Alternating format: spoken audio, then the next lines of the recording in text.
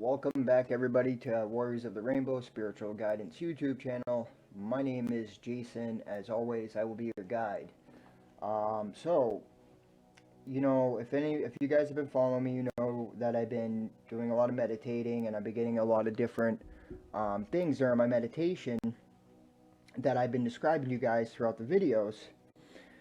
Well, today I'm getting further information, which is amazing, and I'm at awe and praise, and just feeling blessed. So today, on March 16th, 2022, I was meditating, and first I want to share with you guys something, because Spirit has put that upon me to share with you guys. Some of you guys are meditating, and what's happening is your minds are wandering to random things.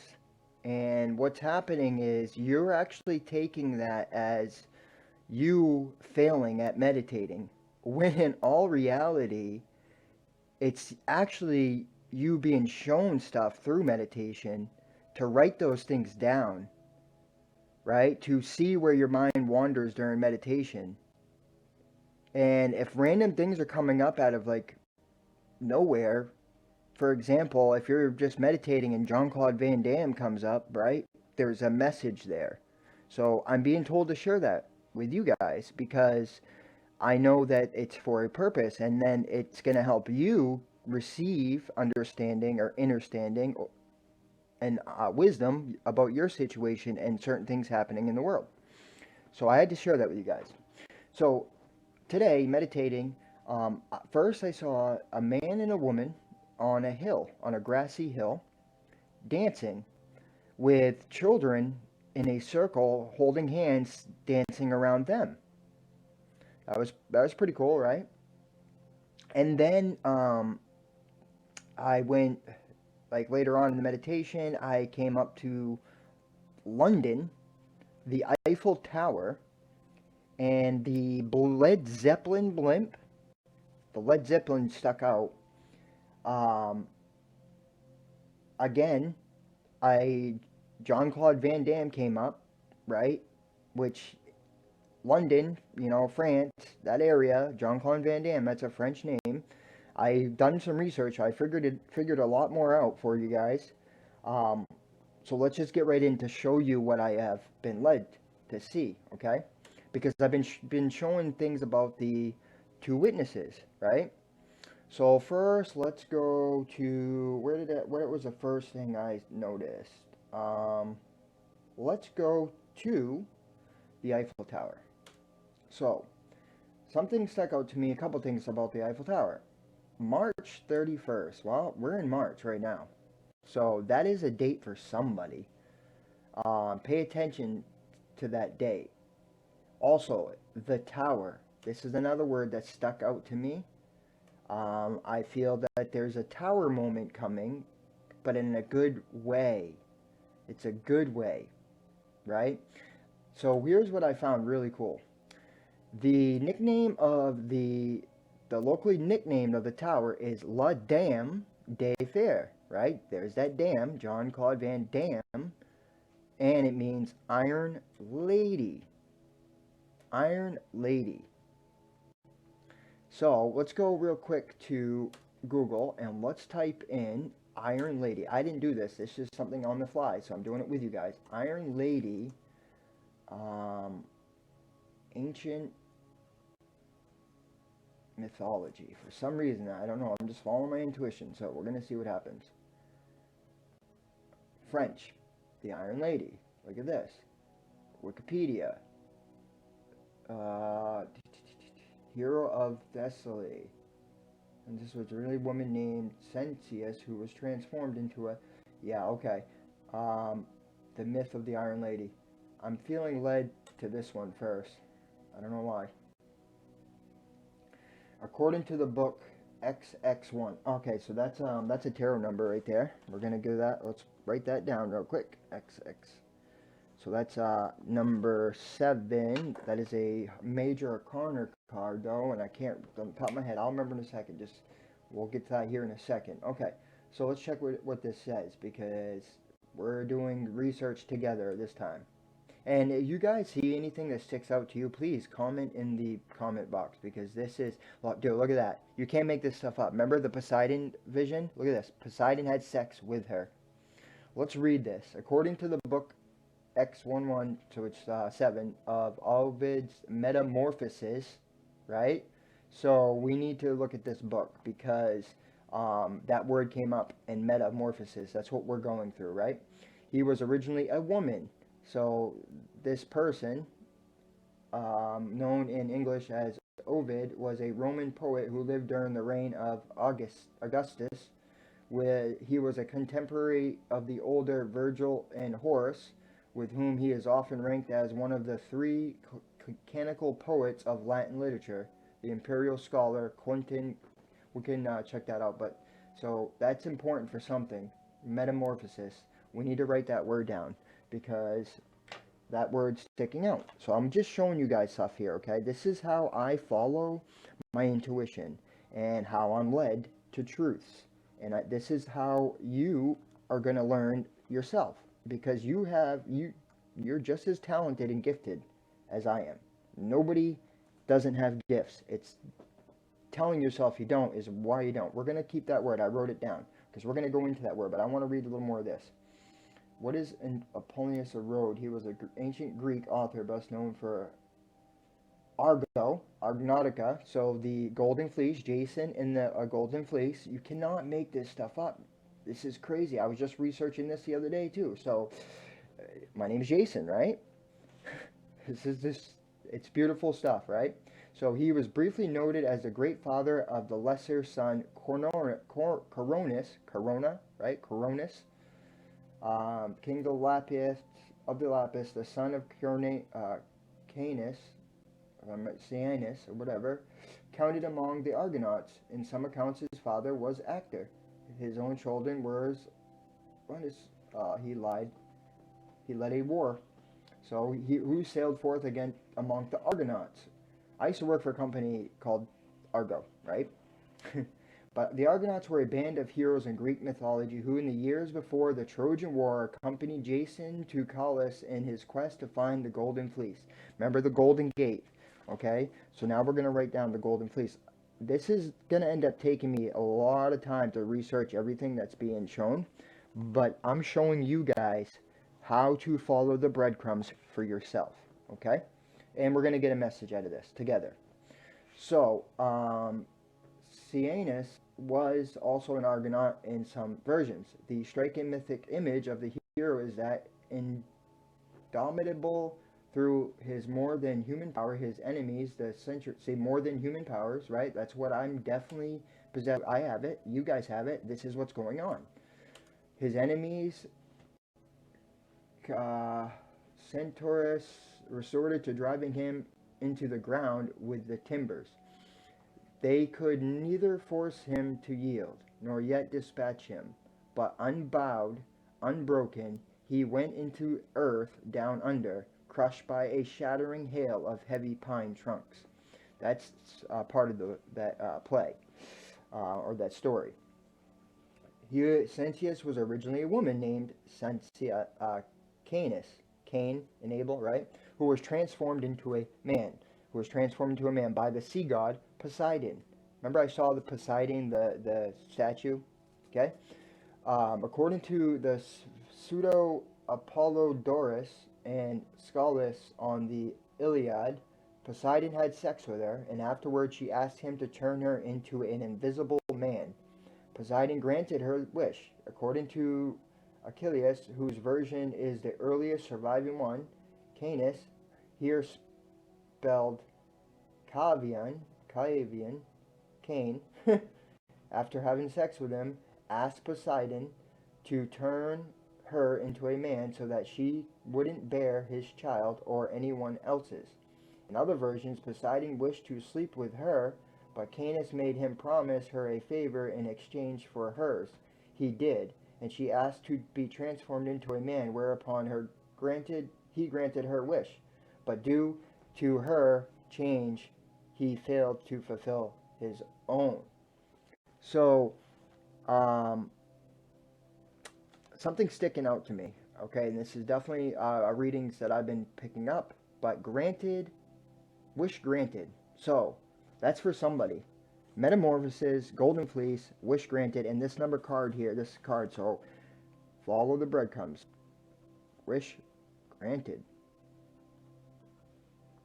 And it also, I think it's talking about reincarnation here. But according to Ovid, however, Canis was abducted and raped by Poseidon. After raping Canis, Poseidon was pleased and promised to grant Canis a wish. Canis was so distraught that she demanded to be changed into a man so that she might never be wronged again. Poseidon granted the wish, and also gave Canis impenetrable skin. Thereafter, the spell of Canis was changed to Canis to mark his transformation. So what I feel this story is about, and what the message is it's about balancing the divine feminine, the divine masculine energies, right? It's the switch, the polarity switch, right? That's what it seems like to me. What the message is that I'm picking up to share is that's what's taking place. It's the metamorphosis. Exactly, it's the metamorphosis, right? The metamorphosis. Transformations. Yes, that's the message is the transformations have been taking places for the two witnesses, divine feminine, divine masculine, coming together, right? That's what we've been following out, the 144,000. This is what's taking place. But I'm being shown to go and type in metamorphosis. Metamorphosis meaning. Let's see what this means. An insect or an amphibian. The process of transformation from an immature form to an adult form in 2 or more distinct stages. So this is a metamorphosis stages that we're going through, right? So this is the message. A change of the form or nature of a thing or person into a completely different one by natural or supernatural means. So there is how what I've been seeing, the man and the woman coming together dancing, right? Because they've gone through a metamorphosis process of transformation. They're now balanced. They're becoming one tower, the Eiffel Tower, one tower coming together, right? Because they followed the stairway to heaven. The Zeppelin, okay, check this out. So we got this coming together as one tower. Then we're going to go to, well, Zeppelin. This is the symbols, right? But hold on, I want to show you something. Lead. I typed it here, and then I went here, I think is where it was. And then I found the name of the Zeppelin, what it literally means, lead airship, right? Where is it? Right, look, right here. Lead, so they avoided the mispronunciation, lead, as a leader. So, the two witnesses now have come together to be leaders, to be workers. The Iron Lady is coming together with the Divine Masculine. The metamorphosis has taken place. Wishes have been granted because of it. This is a message I feel for me and for many of us. Let's go into something different, a part of this, another part, right? So the name John, where is did I miss it? Crap. Okay, well, I can show you anyway. Go back. So, type in the name John. John, meaning, name meaning, okay, so name meaning, better even, you could put Bible in the Bible, right? In Bible. This is where it's cool, because biblical times. Gift from God. Gift from God, right? Wish granted. What is a wish granted? It's a gift from God. So, John's name is gift from God. Claude. Now look at this. Claude's name. A French given name for males originating from Latin. Claudius itself. Claudio meaning limping or stuttering. It can also become, so limping or stuttering. What is limping or stuttering, right? Let's see. Limping, lame. That's the lame man in the Bible. See, I just follow it. At the gate of the temple of Jerusalem, a lame man begging for alms is miraculously cured by Peter, who asks him to rise up and walk, and John, who touches his arm and points to heaven, the true source of the miracle. You guys seeing this? Do you see the breadcrumbs and how easy it is to follow them? I'm doing this with you right now. Then lame from his mother's womb, as Luke denotes. It's lame from birth. It's the true miracles is now we've come into alignment and we've gone into the higher court, the city of Jerusalem, which is within you. It's your higher self, coming to your higher self, which is at the right hand of God in heaven. Right? You guys watching how easy this is to follow. Okay? So then, and I just did that. I didn't see this earlier, but now I do. So, the source of the miracle. A lame man begging for alms is miraculously cured by Peter, who asks him to rise up and walk, and John, who touches his arm and points to heaven. The true source of the miracle. Let's see what this one right here, Peter, because this is an Acts. This page is a verse, which 1 through 3:11. What is that? March 1st through March 11th, right? That's meaning something to somebody. Something happened at this time. That's definitely what I feel. Okay. Peter and John were making their way together up to the temple. Well, how do they make their way together up to the temple? The temple is inside, within. It's a higher self. It was the hour of prayer, the 9th hour. The 9th hour. For some reason, it feels like I need to remember that, but which 9 is my life path, so that's cool. There was a man who was born lame. He was being carried to the gate of the temple, the gate named Beautiful. See this? Gate named Beautiful. Every day he was laid there so that the people entered into the temple. He could beg gifts for his needs. Seeing Peter and John about to go in, he asked them for a gift. Peter took a good look at the man, and John did too. Peter told the man, "Look at us." He gave them his attention, expecting to receive something from them. But Peter said, "I don't have any silver or gold, but I do have something to give you. In the name of Jesus Christ of Nazareth, rise up and walk."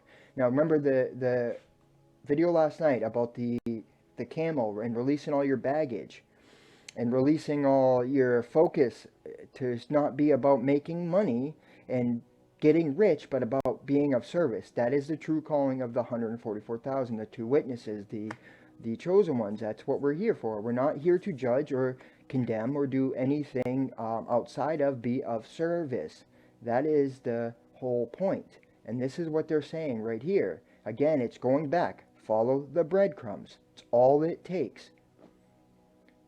So Peter then said, "I don't have silver, I get rise up and walk." Peter took him by the right hand and raised him up. Immediately his feet and ankles were given strength. He leaped up, stood, and began to walk. He went to Peter and John into the temple. He was walking, leaping, and praising God. Right? All the people saw him walking and praising God. They recognized him as the man who would sit begging at the beautiful gate of the temple. They were filled with wonder and amazement at what had happened to him. The lame man was healed, held on to Peter and John, while all the people came running toward them. Solomon's porch, how greatly amazed they were. So, do you guys, the two apostles, right there, and it's telling you again, the two apostles, the two witnesses. This is what the two witnesses are doing. They are healing. They perform healing miracles. Have any plan or intention of doing a healing miracle. Look, the two apostles were going to the temple either to meet with the Christians or to mingle with the devout Jews attending the temple prayers. They did not apparently have any plan or intention of doing any healing miracle. The temple was new and very beautiful. Solomon's temple had long ago been destroyed of the Babylonians. Now this is where they switch it up on you guys, and I need to make sure that you understand this. The temple is yourself, okay? we can actually go right here and probably get even deeper into it, because I'm telling you, Ezekiel saw in his vision centuries later, about 20 years before Jesus came, work commenced to replace the temple, with the magnificent structure still being completed. So Ezekiel, his visions of the temple. I'm going to have to look into that, so I'm going to write that down, okay? Because I'm following my intuition. There's more here, and I'm just going to keep adding to these videos, right? And everybody's going to come together, and we're going to start receiving messages with proof like this. This is divinely led. This is how you know. Solomon's temple, the temple. You are the temple. Remember that. It's within you. Verses. There was a man who was born lame. He was being carried at the gate temple. That's the same verses. The lame man, just as Peter and John were not apparently intended to work a miracle, neither was the man there expecting one. His hope was to get from kind passerbys a little money to live on. Like everyone else, disabled people have bills to pay. Unlike everyone else, they may not be able to work. The last thing this man expected that day was to be made whole and no longer disabled. Lame from birth, lame from his mother's womb. As Luke describes, all his life from the day of his birth, his feet and lower legs were crippled and useless, so he never learned to walk or run or dance. There is a metaphysical meaning to this, you guys, right? The metaphysical meaning is blind to life's beauties, right? When you're looking into the lower, you notice how it's the lower legs, the lower vibration. That's what they're representing. Is trying to say, since his mother's birth, he was cursed and stuck in a lower vibration. Yes, they're giving you a story of being crippled. But when you are in the lower vibration, you're not able to enter the kingdom of heaven. That's why he had to stand at the outside of the gate. Not until he actually received healing from a higher vibration. Essentially, we are to transfer our higher vibrations out to those of lower vibration by being of service and love. No judgment. We're not here to debate what our beliefs are and their beliefs are. That does not matter, and it needs to stop. Peter took a careful look at the man. Not even every beggar is genuine. The man was not looking at Peter, however, perhaps because he was wanting to catch the eye. There we go, the eye, right? The needle's eye. Wanted to catch the eye of other possible benefactors. Or perhaps because his eyes were downcast. Yeah, his eye was closed. That's what they're saying. His third eye, his spiritual eye, was closed.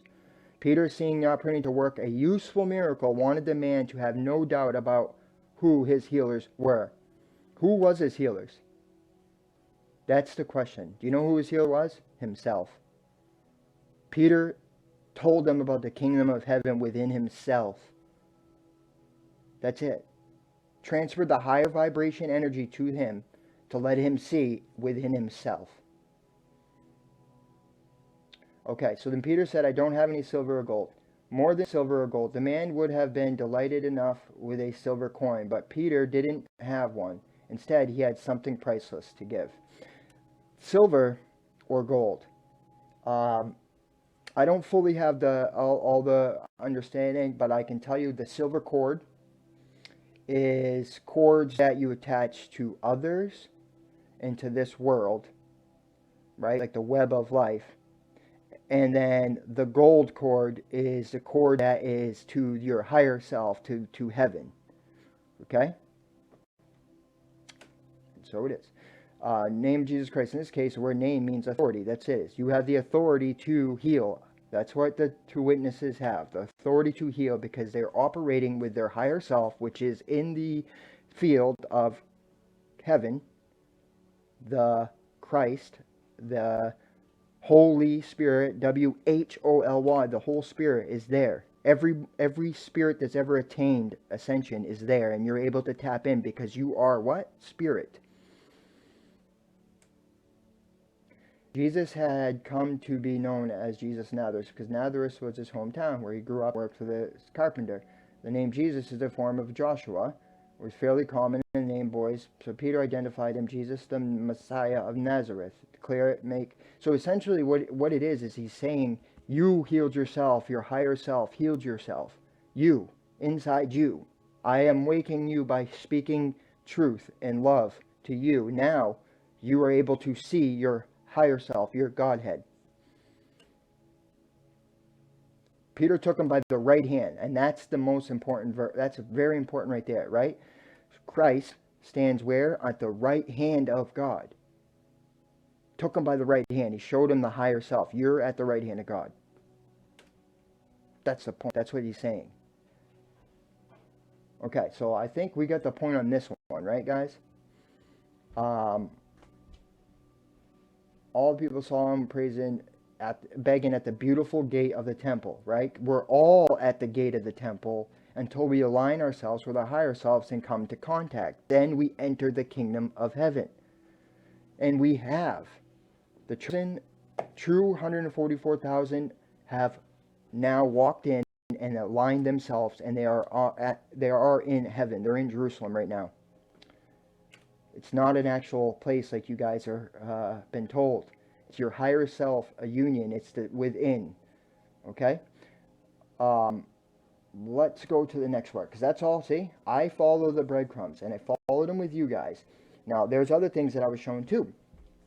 John Claude, JC, Jesus Christ, J the Christ, the letter V, Van, Hierophant, God or Spirit, Dam, which stands for dams. What do dams do? They stop water, right? And in the video, in the vision I had before, it was water coming in all four directions. The dam stops water. What is the dam? Well, the dam is the higher self that stopped the water. So my interpretation, let's see if there's anything else I wanted to show you. I didn't look into this for, the number 4 has been sticking up a lot, so there is probably something here about the 4 symbols, the Zozo symbol, which, let's see, what each represent something metaphysical, actually. They've spun it, they don't understand it, but let's see, spell out word Zozo, and it's actually the word, but rather just a symbol that looks like a word. For ease of explanation, can you refer to Zozo's symbol in the article? There are some ziggling, which is in occult books. Fans discovered a symbol that looks very similar to that of a 1557 book of mathematician J. Cardinal called Ars Magical Artis. There it is, right there. The symbol is broken into 2 parts. The Z representing the astrological sign of Capricorn, and the Ozo representing the satanic in origin, standing of 666. Okay, so we know that this 666 is not a satanic number. It's actually meaning balance. And what is a Capricorn? The devil energy. It means balancing the light and the dark within, the divine masculine and feminine within. You see the meanings? You guys see everything that's like, it's in plain sight. It's just you have to tap into your higher consciousness to understand the way Spirit speaks. Spirit wants you to chase the little symbols and breadcrumbs to find your own, to find the truth. Look at this, a circle around a feather. A feather is an important symbol. A feather, Maya, the ancient Egyptian goddess of truth, justice, and harmony. Well, what does that mean? We are that. We're in harmony. Truth, justice can now be served. We are justice. We are truth. We are balance and harmony. So, I now want to just pull a few cards. That's what I'm being led to do. So we're going to, real quick here, I don't think you guys can even see me. Let me, for a second. Alright, you know what I'll do is I will stop this part of the video and I'll pull up the other thing, pull up the camera. Actually, I can probably just do the same thing. Yeah, I will pull up this now, just so you guys can see that I'm doing it. And I'll just combine these 2 videos. Oh, look at that. I don't even need to do it because it's still my screen, so it don't matter. Huh? I'll just pull up the camera and do it like this. Cool. Alright, we're just going to grab some regular tarot spirit.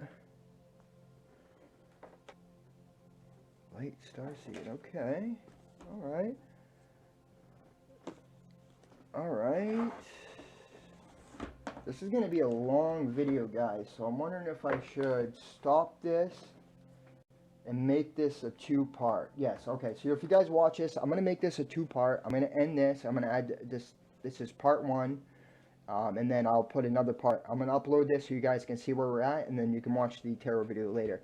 But I hope that you guys now see the importance of following the breadcrumbs. This is just beginning. There's going to be more. I'm going to receive more because now I'm going to go into, I didn't follow, for example, the Jason and the Argonauts, the, you know, wherever that stuff was. I kept moving around here, but this is important right here. This is, I need to start going back into the Bible again because, and I'm going to recommend Emmett Fox because he uses metaphysical knowledge of the Bible and talks about the real meanings of and how they're not like they tell you they are. The healing of the lame man. Look at this. This is the one Jesus did, I think. This would be another one. No, this is still the same part right here, I'm guessing. Peter and John were going up to the yeah, same thing. So, all right, guys, I'm gonna do. This just stuck out to me right here. Even in the womb, something had been wrong with Levi's legs. Yeah, Levites. Okay, thank you, Spirit. Levites, right? The Leviathan, Leviathan, right? Okay, what were they? They were those that claimed to be of God and were doing, separating them, God from others, saying that God was in the sky, not themselves, right? That was the truth. And that's why the Leviathan, right, it was warned about, and that's why they talk about it. At least that's how I have been seeing it. Levi was, what? Levi, even in the womb, something had been wrong with Levi's legs. Yeah, he was in lower vibration. Something was wrong with his lower vibration. He had never walked a day in his more than 40 years. Yeah, he was 40 years, what? In the desert. He was 40 years in the lower vibration. Knowing that this informs us that Levi was a young lad when Jesus was born. Was he there in Jerusalem when the Magi arrived, seeking to learn where the King of the Jews? Yeah, you are the King of you. That's Jew. You. Could be found and worshipped. So yeah, there's something else right there. It's all in front of us, guys. Okay? It's all here to be seen. Jesus is your higher self, the Christ consciousness that's on the other side of the veil. That's the gate. You created the veil in your mind. Now you can remove it and understand that you have the two witnesses, 144,000, have united with their best friend, their higher selves. And now because they have done that, the magnetic signal has been set off in the heart, in the sacred heart.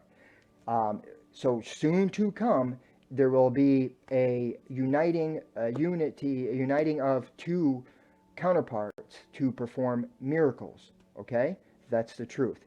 Also, something was just dawning me. Some people, it's not even a relationship. Doesn't have to do with another woman and a man coming together. It could just be the divine masculine and feminine energy balancing out in oneself to be able to perform miracles. It's the higher self and the lower self combining and now being of one, of unity. That is the truth. And I do see there's also a divine relationship like Mary Magdalene and Jesus. That is another part too. So there's multiple parts to having a calling on your life and to enter the gates. It first starts within yourself. That's it. But there is a power, what? In 2 or 3 in my name. In love. There is a power when 2 or 3 gather. Love is the name. Love. What is God is love. So that's the name. All right, guys. I'm going to stop this right here, and I'm going to do a reading in a second. I'll make another part because this is very long. So let's just end it right here, and I'll talk to you guys in a few. Okay? Much love and peace to you guys.